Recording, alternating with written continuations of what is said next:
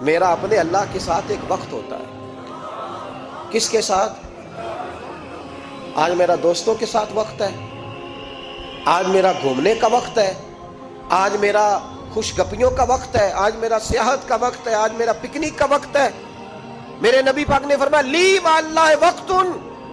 عائشہ، میرا اپنے اللہ کے ساتھ، میرا اپنے اللہ کے ساتھ ایک وقت ہوتا ہے. اس وقت نہ وہاں کوئی فرشتہ آ سکتا ہے، نہ کوئی نبی اور مرسل آ سکتا ہے.